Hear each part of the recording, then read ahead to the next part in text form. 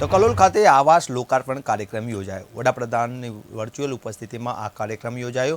કલોલમાં આવાસ યોજનાના લોકાર્પણ કાર્યક્રમમાં તાલુકા નિર્માણ પામેલા 30 આવાસોના ગૃહ પ્રવેશ કરાવ્યો। 454 આવાસોની લોકાર્પણ વિધિ કરવામાં આવી। તો ઠેર ઠેર ગુજરાતમાં ગઈકાલે કહી શકાય લોકાર્પણનો કાર્યક્રમ યોજાયો હતો, ત્યારે કલોલમાં પણ આવાસોનું લોકાર્પણ કરવામાં આવ્યું અને લોકોને ઘરનું ઘર મળતા ખુશી જોવા મળી। 454 આવાસોનું કહેવાય કે લોકાર્પણ કર્યું। કલોલ ખાતે આવાસ કાર્યક્રમનું આયોજન કરવામાં આવ્યું હતું। વડાપ્રધાનની વર્ચ્યુઅલ ઉપસ્થિતિમાં આ કાર્યક્રમનું આયોજન કરવામાં આવ્યું હતું।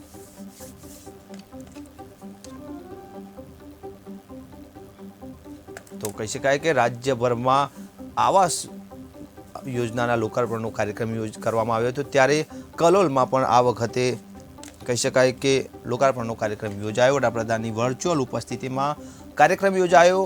ભાજપના પદાધિકારીઓ અધિકારીઓ ઉપસ્થિત રહ્યા હતા અને લાભાર્થીઓને ઘરનું ઘર મળ્યું હતું અને તેમના ચહેરા પર ખુશી પણ જોવા મળી હતી।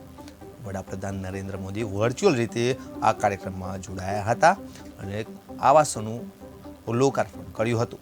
મોટી સંખ્યામાં સ્થાનિક લોકો ત્યાં હાજર રહ્યા હતા અને અધિકારીઓ પદાધિકારીઓ પણ ઉપસ્થિત રહ્યા હતા અને કાર્યક્રમને સફળ બનાવ્યો હતો।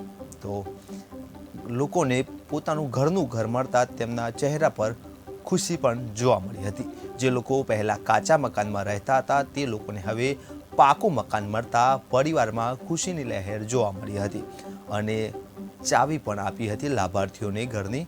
તો કહી શકાય વડાપ્રધાને સમગ્ર ગુજરાતમાં લાખો આવાસોનું લોકાર્પણ કર્યું છે।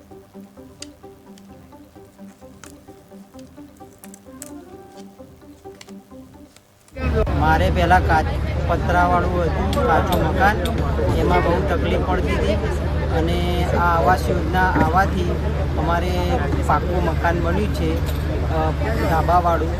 એ બદલ ખૂબ ખૂબ આભાર માનું છું નરેન્દ્ર મોદી સાહેબનો અને નગરપાલિકાનો બી ખૂબ ખૂબ આભાર। મારું મકાન માટીની દીવારો અને પતરાવાળું મકાન હતું, જે તે વખત પતરાવાળું મકાનમાં કાણા હતા।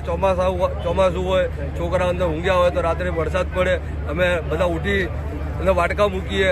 બાકી આ નરેન્દ્ર મોદીની આવાસ યોજના, પ્રધાનમંત્રી આવાસ યોજના આવવાથી હા અમે મારું સપનું પૂરું કરે, અમે પાકું ધાબાવાળું મકાન બનાવે અને આજે હું મકાનમાં રહેવા લાયક થઈ ગયો છું। તે બદલ હું પ્રધાનમંત્રી આવાસ યોજના નગરપાલિકાના કાર્યકર્તાઓનું ખૂબ ખૂબ આભાર